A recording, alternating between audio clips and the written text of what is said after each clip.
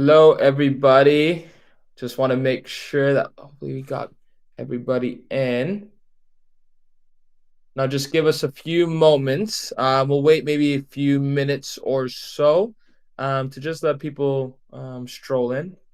I know that the state of origin is on, so yeah, it'll be interesting to see who people value, whether they value Austin, Leah, and myself, or seeing the Reds hopefully win. So I don't know what's more valuable for them, but we'll just give them a few minutes.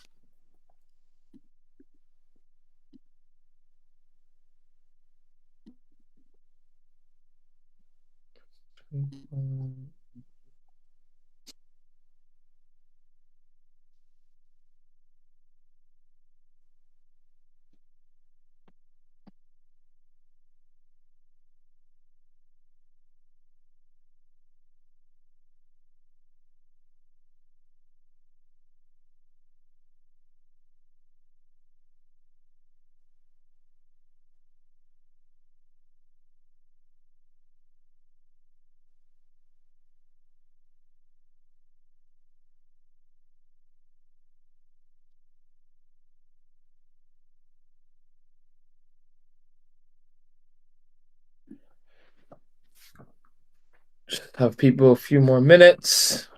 I know people are buzzing my phone saying, "Are you going to come out to watch the State of Origin?" I'm definitely not. Leah, do you care about what the State of Origin is, or do you have an idea of what that is? I went to the game that was actually here in Brisbane because I was like, I never watch rugby. I feel like it's like I have to do it. And I got pretty cheap tickets with some of my teammates, and it was a lot of fun, even though we lost. So. Oh, But it was fair. still fun. It was still I fun. like I like that you straight away like you're a Queenslander because you Yeah, I landed here, have so to. that's it. Does it? Yeah, yeah. No I reason know. other than that's just where you've landed. So, I have to embrace it at this point. mm. I do. Awesome. I got like a scarf and everything. Like I'll play Really? into the yeah, I'll play the role for sure. Well, I landed at Geelong when I first came to Australia, so I'm a AFL Geelong cat. So I I definitely haven't yet watched any AFL, which I would like to do. So I haven't done. really. Yeah, Yeah, I know. good spectacle for sure. Good crowd, especially down in Victoria. Oh yeah, Oh, well, I was there when they won it, so it was really Mm. interesting. It was oh, really Good good. time. Good fine. timing for you to be with People the party. cat. I got to see Australians in their natural habitat, just going crazy after a big win. Just give them one more minute, and then we'll kind of get started. Please, for the people who are watching, have your questions ready. We'll give you guys quite a bit of time to just really dissect these two in terms of their experience, being from Australia, not from Australia. But they got some really good, valuable information. We also did have a podcast that we recorded this past Sunday. Went really well. Talks about a little bit more about the experience and some real things that they went through. So please be on the lookout for that, as that will get posted in the next coming week or so. We got Jake Wheeler, who's just joined. Jake Wheeler is one of my first athlete that signed on with platform. It's a great lad. Plays for Kapalaba. Good kid. Nice.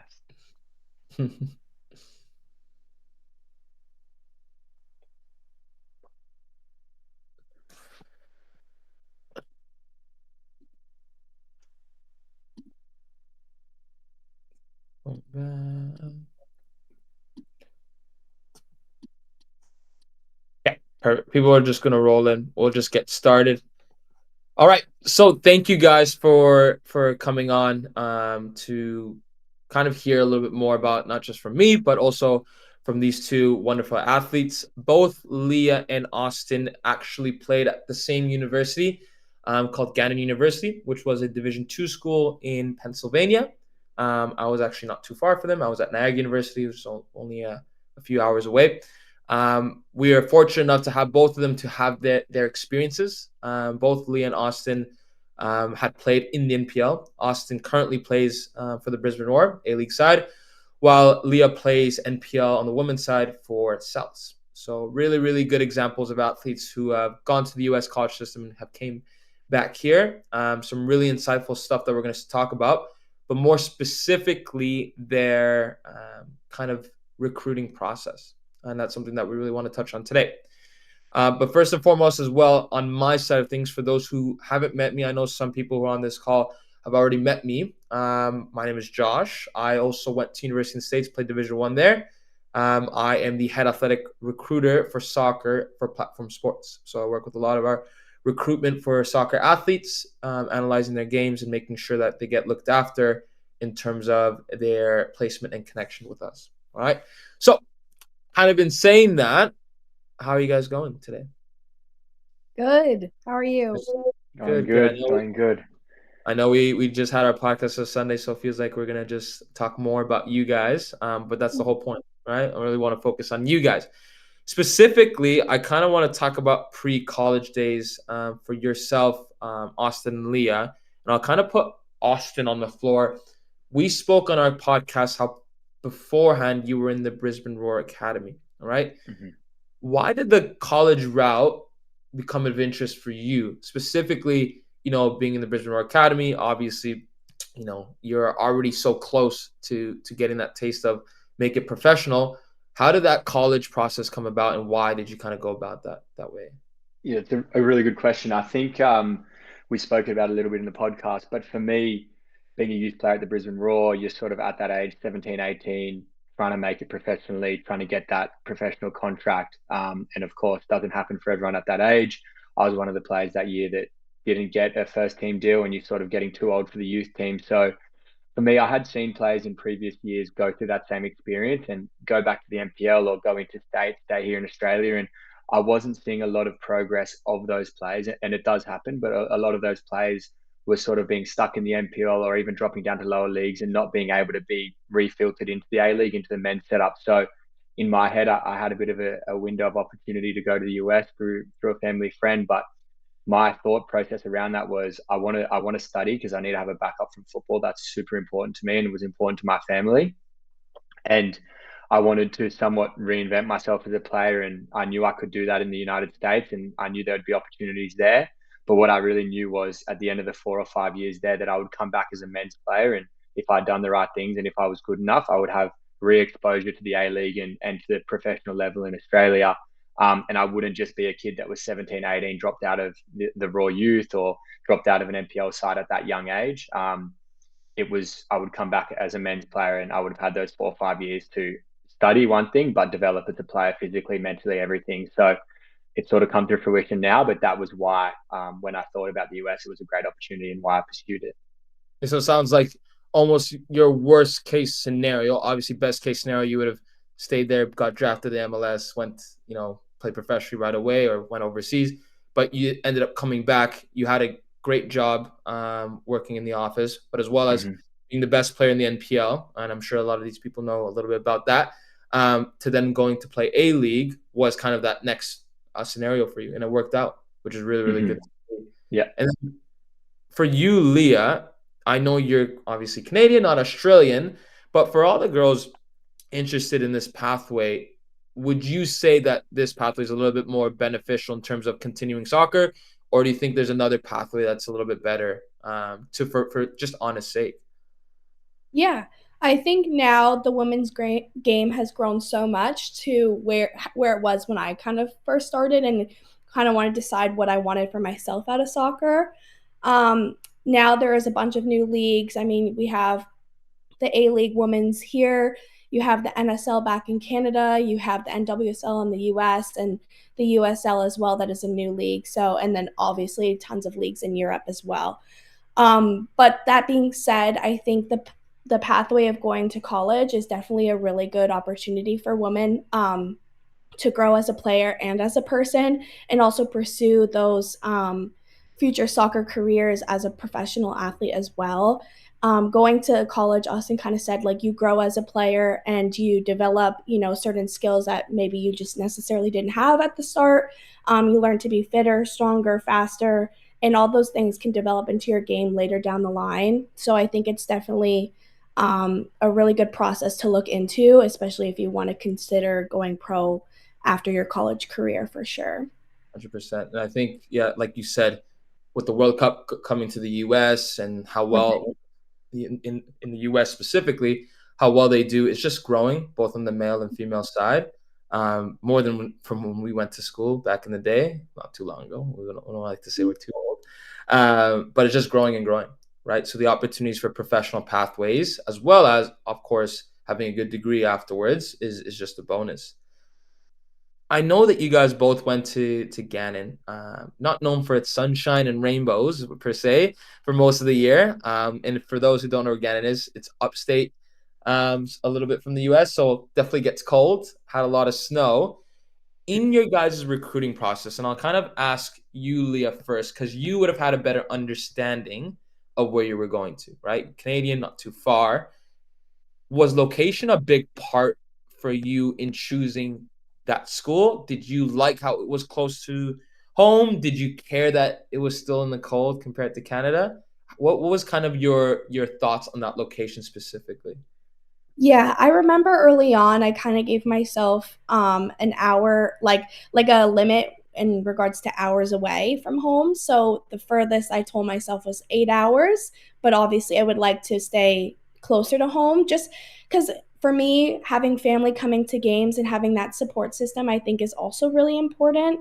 I know for a lot of people who are in here, yes, you are going to be far away from home, and it can get tough at times, but for me, knowing that I was going to be far away from home but could still be at a distance where I could see my family every once in a while, they could come support me at games, those qualities were definitely really important to me when looking for a school.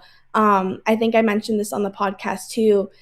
You have to pick a place you want to go to, and if soccer wasn't there, would you still enjoy that place? Mm. So if that's environmentally, socially, academically, all those things come into play when choosing a school. So let's say you're going there for just soccer and that was taken away from you, would you still enjoy being there? And that's like a huge thing I had to kind of sit on.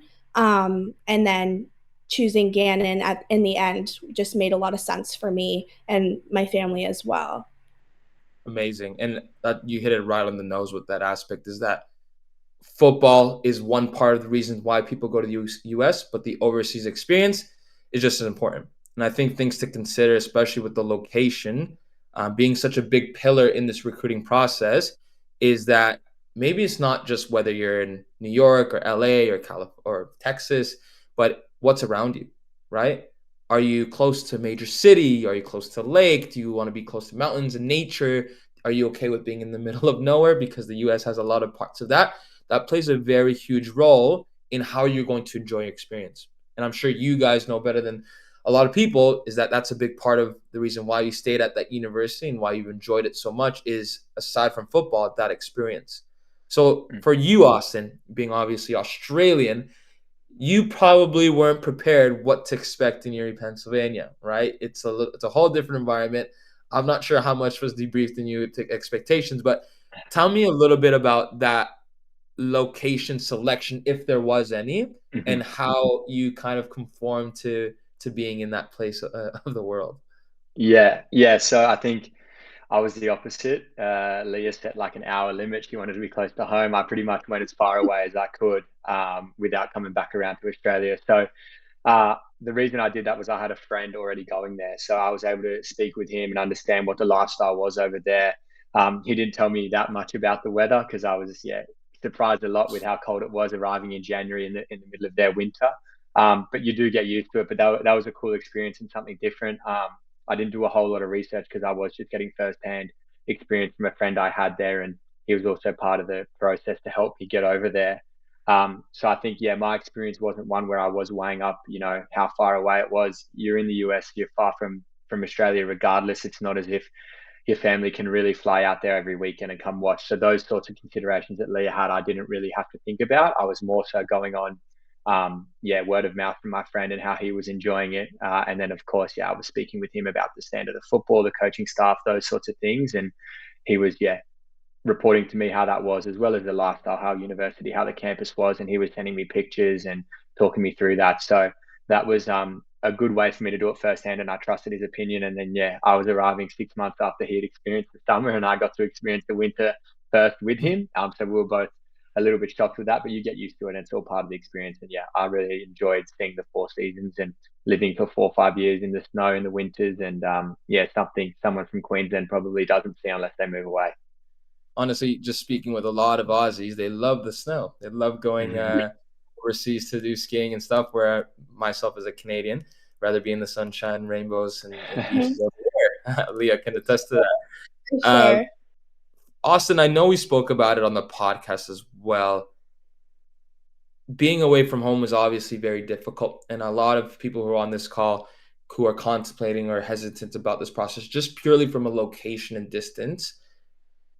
How was that first day arriving at the university? You just took a plane, all the way down to the US. How was that experience? Obviously, being away from home, was it very welcoming? Did you have full support? Obviously, you have the support of your family, but they're all the way on the other side of the world, time difference. How was that experience when you touched down at Gannon University? Yeah, it's definitely a daunting experience, and you're leaving your family, some people for the first time. Me, I hadn't spent a lot of time away from my family, away from Australia in terms of living. So it's pretty confronting, it's pretty daunting, it's a long flight. As long as you do the legwork, I think from this side before you leave and you trust where you're going and the coaches and you have a good relationship with, for example, someone picking you up from the airport and taking you to where you need to go, and you've already had a bit of an idea of where you're going to be staying, those sorts of things. That definitely helps. So preparation, I think, there is key. But I suppose I did all that. I also had a friend to lean on who had already been there, so that made it a lot easier for me. But even without him, I think the main thing is making sure that your coach and assistant coach and whoever is helping the team, and who's picking you up from the airport, you have strong communication with them. And the main thing then from me was, we spoke about it as well in the podcast. I arrived to a university in a program that had lots of international students, so they had all been where I'd been before. So some of them came in the car to pick me up from the airport. So you make a friend straight away. You're driving back an hour or two to where you need to go, and then by the time you get in, they're showing you around your dorm. They're taking you around campus. Then you go to the athletic department.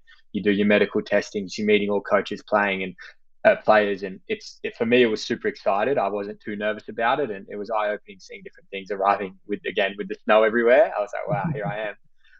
But then you sort of get into the swing of it, and the international players were the massive help for me. And as we spoke about, they become your family over there, and that all happens pretty quickly. But it's, no one will say it's easy. It's definitely confronting, but I found it more exciting than it was daunting. So that I suppose was my experience. That's awesome, and I think it's very important. And you had lucky enough to have a friend there who had already helped establish this relationship beforehand. But to know where you're going before you even get there is important, because at the end of the day, understanding the dynamic with the coaches, the players, and things like that can be the difference maker between whether you enjoy your experience in your season or not. Mm-hmm. Right? I've heard of athletes who have gone over and didn't get along with coaches and things like that. Of course, it happens, but it was a lot prior to not doing enough research or having been connected and established already beforehand. So the expectations were different. So very, very important for those who are going through this process to make sure that you do your due diligence in doing that research. And that's something that also what we do at Platform is we make sure that when kids go over to the US, when we're sending them to these schools, they're with people that we trust, coaches that we trust, athletes who have gone there already, which we can vouch for in terms of their experience and what to expect. So very, very important. Leah, for you, all right, kind of speaking from an academic standpoint, you ended up getting your master's, right, which is very, very amazing, right? You got your undergrad as well. How was the education standpoint in terms of picking what you wanted before you got to university, right? So obviously you would have had to had an idea. Did it kind of stay the same throughout your whole university process? Did it change? Was there something in terms of the way your professors kind of communicated or your guidance counselor that helped kind of guide you to what you want to study or ultimately get your master's in? Kind of how was that process from beginning to end? Yeah, for sure. I knew finishing my high school year that I wanted to get into psychology. I wasn't exactly sure what I wanted out of that. I think around that time, I was also kind of thinking maybe counselor, social work, that aspect of things. And it actually was my third year of university, so my junior year, where I kind of realized that I don't want to be a counselor anymore, but I love psychology. I just didn't exactly see myself in a counselor role. I did have such a love and interest for sports psychology as well, but Gannon unfortunately didn't have that major specifically. So my next option was, okay, how could I incorporate, sports into my major? And it was sports management and marketing. So I added that as a minor, which you can do your third year of university. I think maybe even your second year you can add a minor. So that minor being like just like an extra focus of what you're studying. And so then I got into the sports management and marketing realm of things, and then really realized that like the marketing and events and working within sport is something that I was interested in and was good at, and was kind of put in certain scenarios where I could be a little more hands on and do some internships as well in that field of things. Which then ultimately let me or had me decide to do communications as my master's. So COVID allowed us to have another year of soccer. So then I was able to do a 1 year master's, and then I chose communications to kind of tie in my psych degree, my sports management and marketing, and then do all my major like theses and papers on like a sports communications aspect of things. So that's kind of how, like, just goes to show that my mind did change throughout my years of school, and that is okay. I know a lot of people who kind of go into university undecided with a major, and that's totally fine too. We're not supposed to know what we want to do for the rest of our life that early on into university, and I don't think that that's something we should have, the pressure on us for. But it's important to like learn what you like through the years, and then really try and like narrow it down, and then have that focus, whether that's in your second or third year, and kind of see where you want to take your studies further. That being said, Gannon was also a really good school to attend to in the sense of smaller classes, more community within your education. So I know a lot of universities sometimes have big lecture halls and over maybe 50 kids in a lecture hall in a class, and a professor that might not have that more of a one-on-one approach with students. Whereas at Gannon we had smaller classes, more one-on-ones. We had our guidance counselors that did constant check-ins on us to make sure our grades were good, but also just to see how we're doing, and that we're still enjoying what we're studying. And I think that when you're deciding on a school, also looking into class sizes and how you want to interact with your professors. If you're somebody that likes more one-on-one interaction, and like really you're talking to your professor and relying on your professor, getting advice from them, showing them your work, all stuff like that, then looking at a school that has smaller classes might be something that you want to consider. And for me and my studying style, it worked really well, and helping me navigate all the way into my master's as well. And I think you made a few very, very good points in terms of the academics. Is that you, for those who are thinking about this process, again, things will always change, but you do have that academic resources and support. I'm sure you guys have both used quite a few of it in terms of navigating how to make it work if you do end up changing your mind.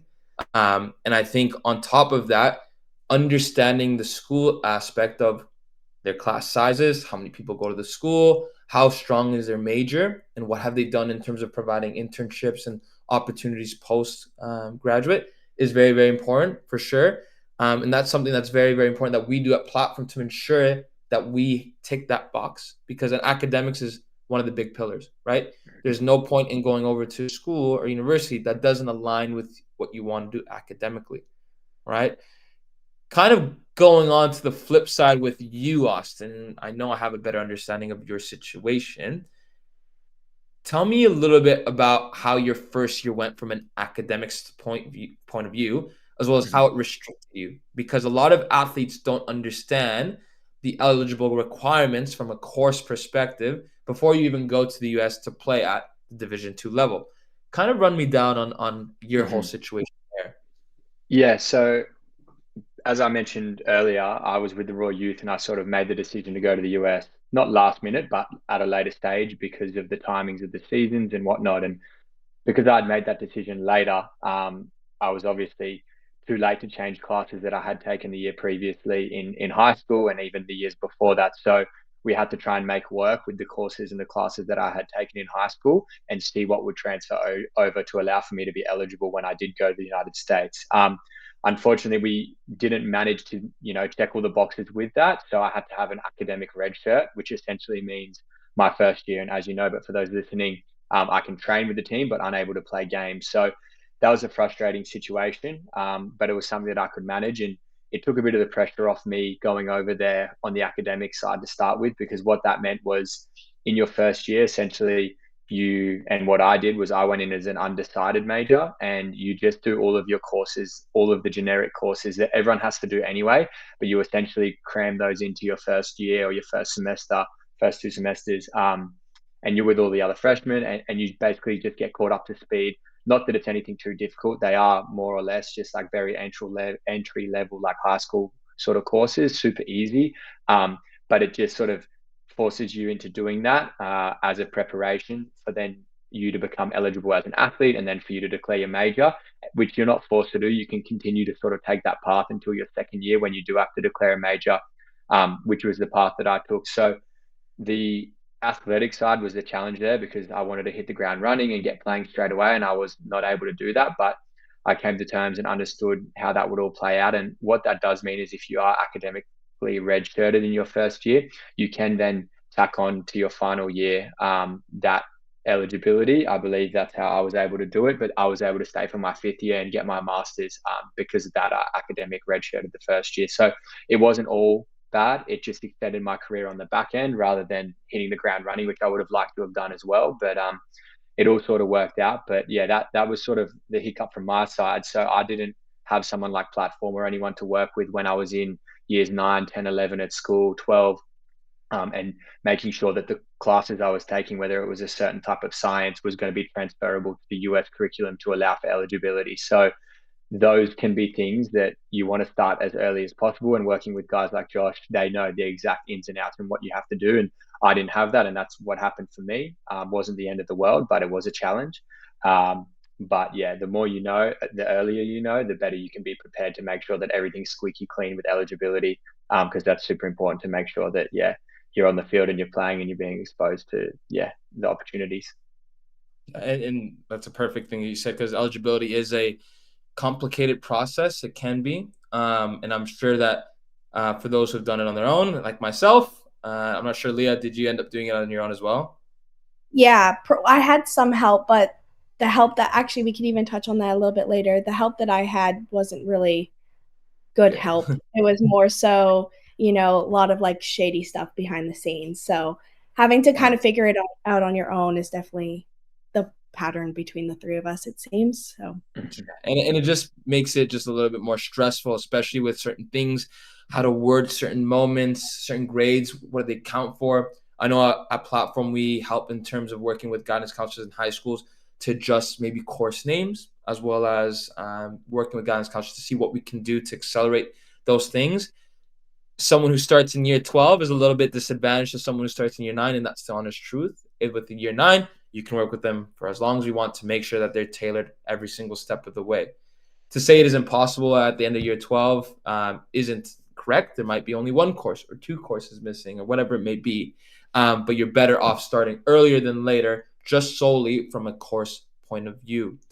Kind of for you, Leah, we're just touching on the recruitment side and how, some people end up working with agencies, some people do it on their own. Tell me about your process and how you got the opportunity that you did, because I know, speaking about it before, it was a little bit of a hectic situation for you. yeah. So Gannon actually had reached out to me. They saw me play when I was in year 10. And at the time I kind of was very focused on wanting to go Division I. Back in the day of that going on, D1 was kind of the main thing that like everyone wanted to do, and you almost felt as any other division or any other option was a failure, and that is definitely not the case. But at the time we didn't have a lot of knowledge on it. And so I kind of didn't pay them any mind. And then that's when I started working with some agencies at the time that were very, very fishy, very, very new as well, that they didn't necessarily have the resources that they claimed that they had. Like the way that you are wanting to work with kids is, or in all these athletes is great. And these resources that they have now are awesome. And being able to help them with their film and their academics, that's something that, was almost like broken promises for me and a lot of girls I played with that wanted to work with these agencies as well. So we had a really rough go in our recruitment stage and just really felt like we were alone in that process.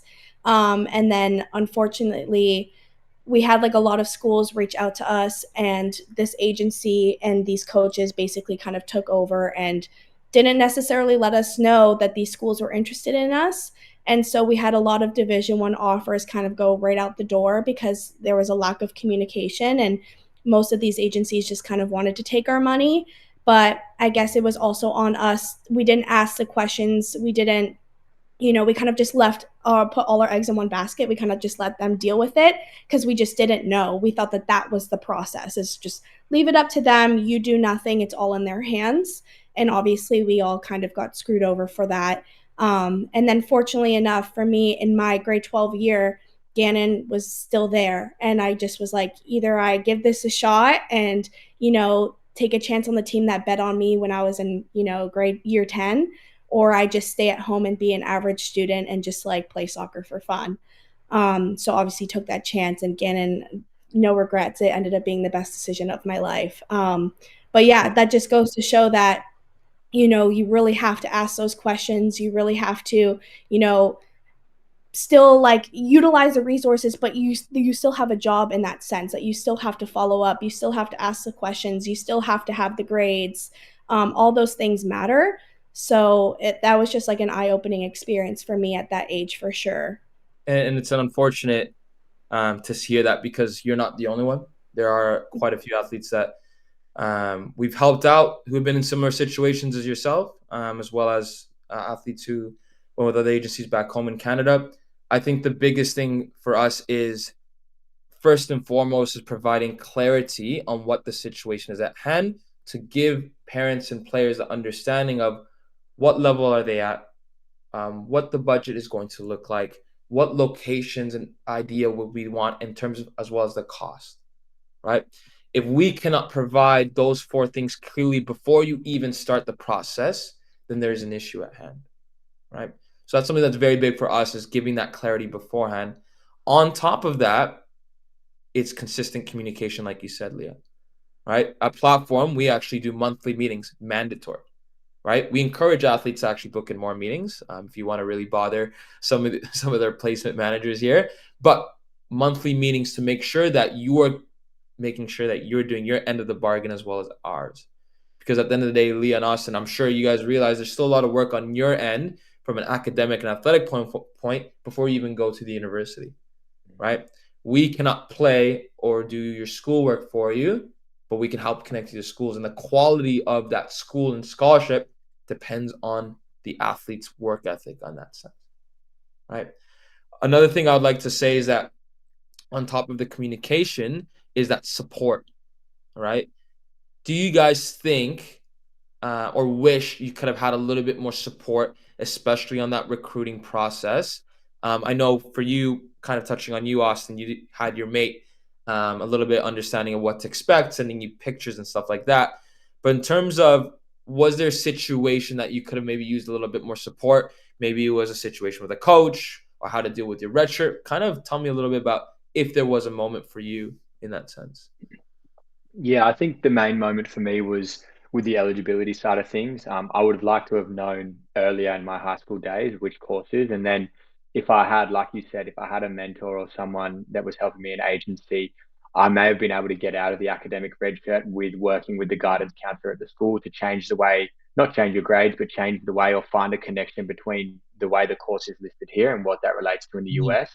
I know a lot more about this now, and obviously so do you. And that's why you're such a good resource to use. But I know more about this now because I lived it, and I had helped while I was a student. Other students come from Australia out to Gannon University, and I could tell them earlier and I could help them with that. And you learn a lot when you're over there and you sort of understand how the system works. But before I was there, I just had no idea. And because it was sort of a last minute decision, I didn't have anyone to help me with that. So I think that was the main piece for me where I would have liked a bit of extra support, was how that all worked. But then I guess speaking more to things you just don't know going over there, I went over there. I didn't even know what conference my university was in. I knew it was Division II, and I knew I was most likely to get eligible for that because of my grades, and that's sort of why I was happy to go down that route. I had the idea in the back of my mind that after 2 years at Division II, I was going to transfer to D1, but I had no idea how that looked and where I would go and what opportunities could come from that. And I had no idea about that process. It was just a loose thought in the back of my mind. So there was all sorts of things, what did the regions look like? What does it mean? What are the accolades you need to get to be exposed, and how do you look good? Like lots of things that I now know and I learned through the experience that you obviously know, and people like us can help those younger ones. And that's what I try to do with a few other Aussies coming out and just explain what was what. And then of course it's always developing now with the transfer portal and things like that. A lot of new things out there that we didn't have back then and I didn't know about, and things that can assist all of those sorts of questions that players have before coming out or while they're over there as well. Yeah, and I think there's a lot of athletes like yourself who go over who again just don't know anything about that. And it's a shame because prior to even our athletes going there, we make sure that they are experts on the college process as much as possible before they even get there. Because at the end of the day, they need to know this process just as much as we do. And we want them to experience that before they even get to college, rather than for you, Austin, you had to learn everything while you were there, right? Would you have changed your route in terms of where you could have gone after 2 years if you had that knowledge? We don't know, right, Austin? But I think if you had that support in university, maybe things could have been different, right? Maybe if you had that knowledge, maybe things could have been different. But at the end of the day, it all worked out for you. So really, really, obviously, testament to your work ethic. I think, Leah, we touched on it as well on the podcast from a mental health aspect in terms of the support. I know universities are very now very promoting in terms of that strength and sports psychology, things like that. Would have it helped to have a mentor outside of that to kind of help you in that process? Because again, the U.S. college system, soccer and academics, being 100% in both, isn't the easiest thing to control, isn't the easiest thing to time manage. So kind of tell me a little bit about that experience and maybe what you wish you could have had a little bit earlier. Yeah, I think in high school, dealing with what I was going through with the shadiness in the agencies I was working with and being let down by a bunch of coaches and broken promises, I could definitely say that my mental health wasn't in a good place and was also ruining my confidence as a player. I started to think maybe I wasn't good enough, and all these dreams that I had for myself since I could remember are just not going to happen anymore. And it was a really tough time to deal with. So when I went to school and realized that, universities offer free like mental health services that you can utilize, obviously booking appointments and stuff like that, but it was all free to use. Once I realized that, I was like, you know what, maybe I should give it a go and see, you know, who I can talk to, what I can talk about. And from freshman year to my last year in my master's, I went to therapy, and I think it helped me in tremendous ways. Especially on the soccer field, helped me regain my confidence again and realize that I was worthy of these good experiences that I was now gaining at university, and I was worthy of a roster spot, and me being a captain as well, how to navigate like being the best player for myself but also for my teammates. So it was all those conversations that I was able to have in therapy that I didn't think I would ever be there when I was in high school dealing with what I was dealing with. I kind of thought that whole pathway was over for me. So to see where I came out at the end of my university career and how much therapy helped me with that, and utilizing those resources, leaning on my coaches, my teammates, my therapist, my professors, all that, really, really helped me big time in helping me with my confidence and, staying on the right track in university. That's awesome to hear that you took advantage of those resources because it isn't easy. That's something that we've experienced as well as platform. A lot of the athletes that we work with have some tough situations where maybe they don't know what to do when they're getting into an argument with the coach, or maybe they don't know what to do when things aren't going their way, good or bad. So they'll give us a call, all right? And we're there to support them throughout the whole way because we understand, being former athletes ourselves, how there are situations where maybe you just need some sort of mentor to speak to. what to do in a certain situation. Because if I had been in the situation I was back in freshman year, and if I had someone to talk to about what the right thing to do was, I would have made some big changes in the way I approach some things, and I'm sure you guys would have as well. But yeah, very, very good points. And I'll kind of go to our last part of this webinar before we get to the Q&A. I know we're closing in at 8:30, so I don't want to have people miss the game. But talking from an athletic point of view, all right, so Austin, for yourself, you played at the Roar Academy. You go to a Division II school, which I know in your mind was a stepping stone for Division I. Looking back at it, how did Division II specifically prepare you to where you are now? Especially for those athletes in Australia and some of the people who are watching this webinar today who might think, oh, Division I is the only way you can go pro. Or if you're not playing Division I, it's not a good level to go D2 or junior college per se. Kind of tell me about how that system or that level helped you and whether it was difficult or not. Tell me about that whole experience athletically. Yeah, so for me, I didn't know a whole lot about the different divisions with junior college, Division 3, 2. I knew Division 1 was sort of where you wanted to go. I knew I wasn't eligible for that, so where I landed was where I landed. But it is definitely program by program and university by university in terms of the coaching staff that they have available, the facilities that they have available. But what I did learn pretty quickly is that there's good universities across all divisions across the whole nation that have second to none facilities as good, if not better, than professional setups. And I'm sort of seeing it firsthand from the later stage of my career now and understanding just how good we had at a Division II university. And we were traveling around to different universities. And yeah, it was pretty mind blowing the money that's spent, across all different divisions on the facilities. And then, of course, I guess the next part is how much do you make use of those facilities as an individual, but also how much does your program use those? How good is the coaching staff? Do you have strength and conditioning? Do you have a dietitian, mental health, all those things? And a lot of them are there available for you to use as an individual, but also a good coach will encourage you to do that, lead you towards that as a team, get you in the right place where you're doing all the right things. And I think we sort of had the perfect mix of that. And when I went there, I was sort of a part of a rebuild phase for our university, and both in an infrastructure and both as a program. So it was, I guess, the perfect storm for me to really knuckle down, be a part of a really strong and together environment in terms of wanting to head in the right direction. And that was to win games and grow the program as much as possible. And I got to experience that and be a part of that. And on an individual level, I got to make sure that, I had all these resources at my fingertips and all this infrastructure that I never had, even with the Roar Academy or just being here in Queensland.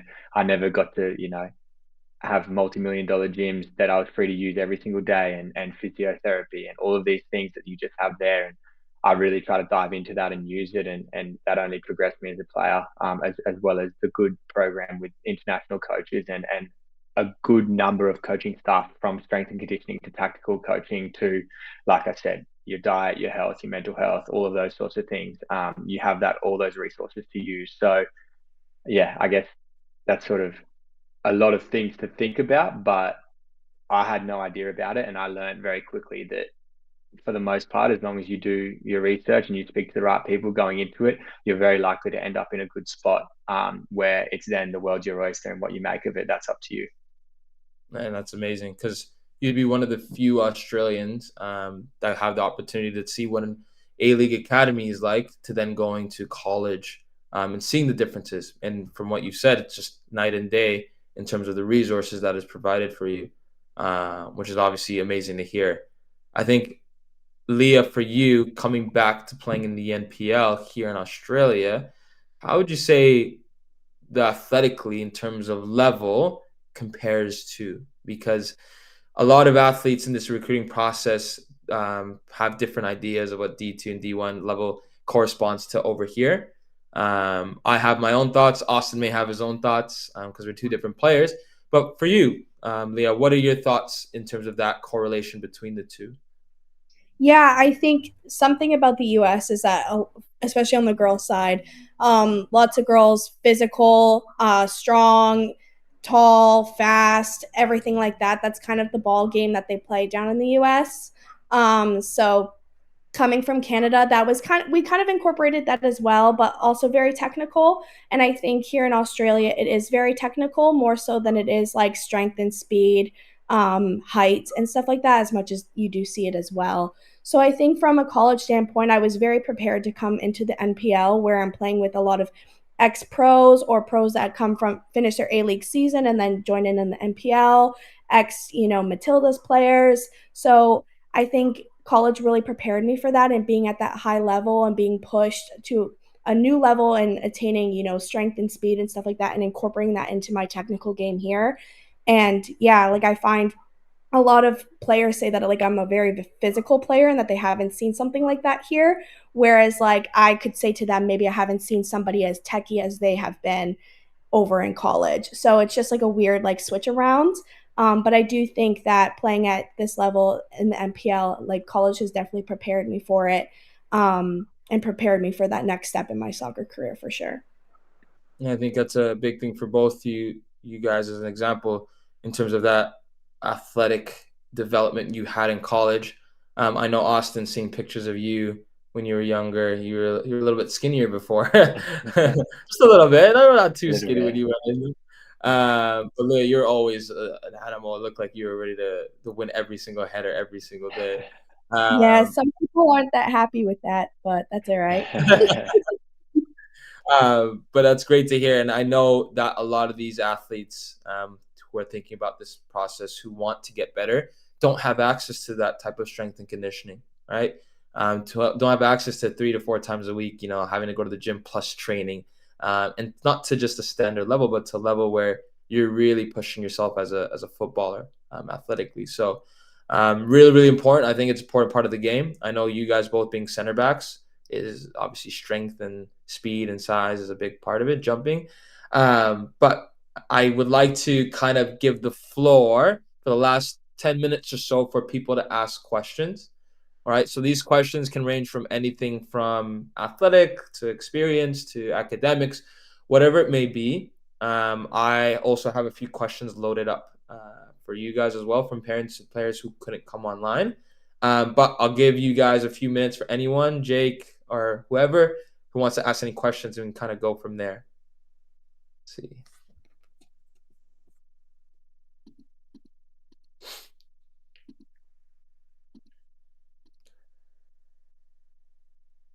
If not, I will start it off with a question that I have from a parent, or sorry, player. He's from Queensland. He asked Austin, if you had a Division I school to go to, which one would you have gone to?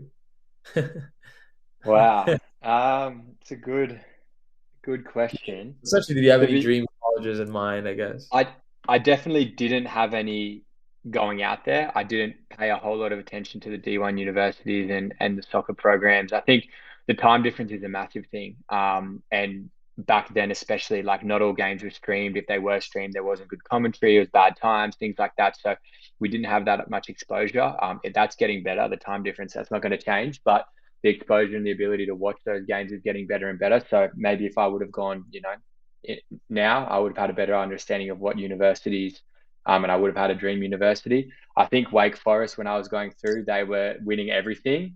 Yeah. So I probably looked at that as like, yeah, the top echelon of where you want to be. And I remember sort of when I was over there starting to understand what were the big universities in D1 and which had the best crowds and how it looked. I had a mate that ended up going to UCSB. That looked like really good crowds for their games. They were doing quite well also. So there was a handful that I started to keep an eye on. But to pinpoint it, it's so difficult. As I said earlier, it does depend on the coach at the time. The location is one thing, I guess the support that they get, but it depends on the players in that playing group at the time and the coach at the time, and really having an understanding of where they're going and what they're trying to do, in terms of what will be the best fit for you or where you'd like to end up. Awesome. And that's a great statement. Oh, Cassandra raised her hand. She's going to ask a question. So I'll bring her up to the wing or stage. I'll bring her up to the wing. Just give it one moment. Cassandra's going to ask a question. There you go. Hey, Cassandra. Hello? Hello? Yes, can we hear you? Oh, sorry, my internet was dropping in and out. Thanks for tonight, guys. It's been really useful. Austin, this is a question for you. You mentioned that you went over Div 2 because you had a friend, but your goal was to transfer 2 years after. But you didn't really explain why you didn't get that opportunity to transfer to a Div 1. Yeah, are you able to explain a little bit about that? Of course, yeah, and that's a really good question.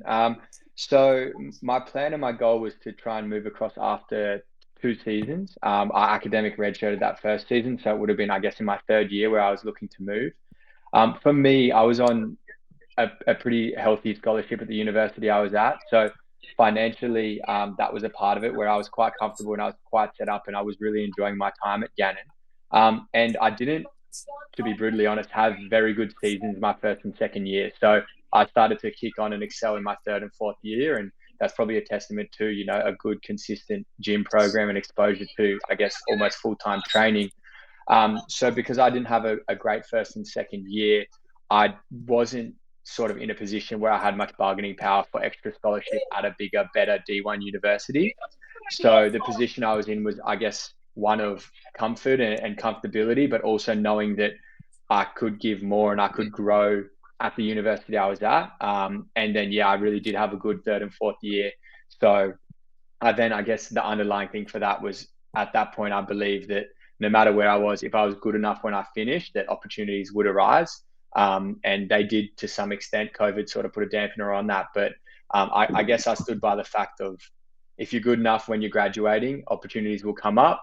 But of course, if you have a good freshman year, sophomore year, and there are universities knocking or asking the question, or you do have that resume early and you want to try and move to, I guess, a dream school or a better division if you are starting lower off, then that's sort of the direction I like to go. It just didn't really fall into play that way for me. Okay, thanks. And just a follow-up question related to that, maybe more for Josh. Is it more common for people to transfer into Div 1 from a Div 2 or straight from junior college? Either or. We tend to see a lot of our athletes go to the junior college route to then go to a really good Division 1 and Division 2 program. And the reason being is that there's three main reasons. It's one for an athletic level. Maybe they're just not ready quite yet. And I'm sure Austin and Leah can testify that it is a very big change when going to the college system in terms of an athletic level. Maybe in terms of cost, junior college tends to be a little bit more inexpensive compared to Division 2 or Division 1 program, where costs are quite high for school. Or three, didn't take the right courses. So you want to be eligible for the NCAA, so you'd enter the junior college system per se. In saying that, the junior college system specifically, their whole kind of goal is to essentially feed you off to a four-year program because you can only be there for 2 years, right? So a lot of the athletes we've seen who've gone to junior colleges will do very, very well. They'll have all the access and resources to the things that we all got at Division 1, Division 2 schools. But because they've done so well from an athletic point of view for the first year or two, they can actually bargain for a much better scholarship at a Division 1 and Division 2 school than what they would have if they had entered a Division 1, Division 2 school right away. So we always focus on the notion it's not where you start, it's where you finish, right? Because at the end of the day, where you graduate your university is where you're going to get your degree. And it's about developing as a player long-term rather than saying, I want to go to Division 1 or Division 2 school right away, but I might not be ready athletically, but let's put myself there anyways. So those are things that we consider very much before we even start the process with our athletes. And it's something that we like to discuss before, because at the end of the day, we want to make sure that wherever you go is where you're going to play, especially in your first year or two. Does that answer your question a little bit? Yeah, great. Thanks. Thank you. Awesome. Anything else, Cass? No, all good. Awesome. All right. Thank you, Sandra. I think I have another question from I have it from Izzy. All right. Izzy's going to ask a question. She raised her hand. I'll bring her to the wing right now. One moment.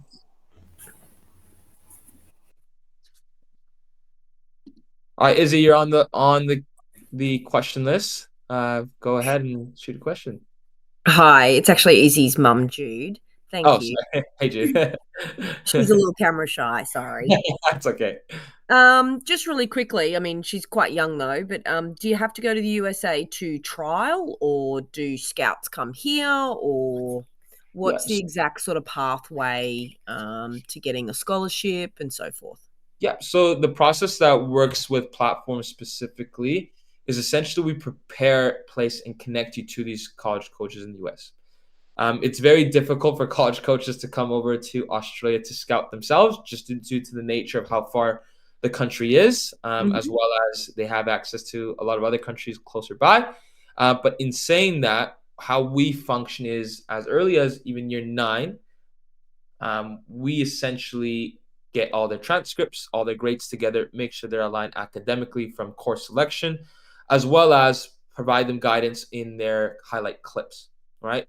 So those first 3 or 4 years, I would say, is essentially getting the best version of Izzy, for example, before we start networking her to college coaches, right?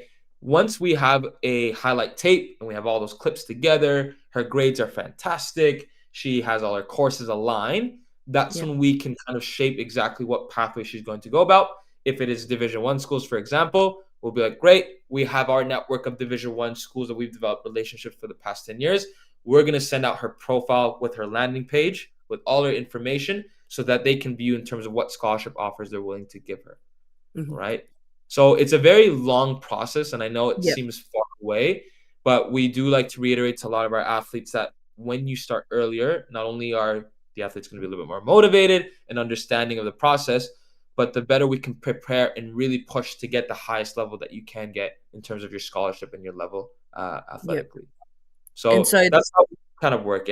Yeah. And so being US school starts in, August, is there, and we finish up here in November, there's a bit of a break. I'm assuming you would encourage us to have our child finish year 12 here before then sort of moving over there. So there's like a 8 or 9 month sort of leeway of being in a hiatus, I suppose, so. And players, actually, Australians, take advantage of that. We in Canada and the US finish school in June, and we would have to go right away within a month or two in the US, whereas Australians would actually have that 8-month gap to develop as a player, work, save money, whatever it may be, because they wouldn't go until the following August. So our current 2026s are graduating November in 2025, but wouldn't go August 2026. You can also, and I think you did this as well, Austin, went in January. Or did you go in August? I went in January, but I went the following January. So because the season wasn't finished with the Royal Youth, I had to wait and went the following January. So I almost had a whole year and a bit gap before I went. But my friend who went, he went sort of that 8 months after graduating high school in that August intake. Yeah. So we do have athletes who do enter in that January window instead. So for our 25s, they can enter August 26, or they can enter January 27, depending on the situation. So some athletes might need a little bit more time. Some athletes would prefer to go during that time. Maybe they have other opportunities to play football. For example, maybe you're in A-League Academy or you have trials overseas that you want to see out first. There's different situations, but yeah, that tends to be the schedule for that. Yeah. And most of the sports people from here go over on an actual scholarship, or is that the only option, or is it just visa restrictions and all those sort of things? So yeah, so the visa gets done through the school. We help in that visa process, but I know Austin and Leah, you guys would have had a lot of help from the school in the admissions office to make sure that you're sorted with your F1 visa, which essentially grants you, I believe, 5 years in the US, come and go as you please. So we help in that process. But in terms of the kind of scholarship route, you have your academic and your athletic scholarship. Those two together build up your package. Not everyone can receive, the best academic and the best athletic scholarship. That's where it varies between how well the grades are. So will vary how much academic scholarship you get, as well as how good of an athlete you are to receive that athletic scholarship. All of our athletes who have gone over to the US have received some sort of financial aid, whether it be academic, athletic, or both. Just because it would obviously be more affordable, because to be fully transparent with everybody in this room, tuition in the US for international students is very, very expensive, between $50,000 US to $70,000 US. On average, our athletes pay anywhere between 10 to 20,000 US in their first year. And I'm not sure for you guys, Austin and Leah, if your scholarships have increased, but there's always that opportunity to get an increase in scholarships. So the better you do, like, so if you go in with a lower scholarship to start on your freshman year and you just have this outstanding season, you do have a chance to negotiate how much more money you can get in the following years. Also, to add on to that, sometimes the school you go to might offer other financial aid. So I know Gannon offered internationals some scholarship as well, just because we were out of the country. So some schools can offer that as well. If you're going to a Catholic institution and you are Catholic, you could get a scholarship there. So there's different ways that if you are looking for financial aid when you are working with somebody like Josh at Platform Sports, and then when you find a school and talk to admissions, there are ways to kind of navigate the financials that way. Thank you. anything else, Izzy? Or Izzy, Jude? That's everything for the moment. Thank you. Thank you. Awesome. Thank you, guys. Any other questions from the audience? I think we have time for maybe one more. I know the game's going on and everybody wants to head over and watch Queensland win against Sydney. But if not, we will end it there. For those who are on the call, we are having an ID camp in the Gold Coast on July 3rd and 4th. I will send an email to everybody regarding in terms of what that looks like and details for registration. There are limited spots, and Leo will be there. Austin may or may not be there depending on his A-League season. But we will make sure that I send that out to everybody, as well as I'll send out information regarding platform. And if you guys would like to book a meeting with myself to kind of see what a pathway could look like for you, I'm more than happy to do that for anyone who's interested in that. All right. Well, thank you guys, Leah and Austin, for jumping on. You guys have been absolutely fantastic. It's been a pleasure working with you guys for the past few days. You guys will definitely see them around more and more through platform and as we keep them involved.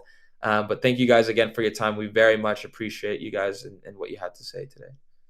Thank you. No problem. Thanks for having us. Thanks for everyone who jumped on. All right. Thank you guys. Sure. Take care, everybody. Thank you. See ya.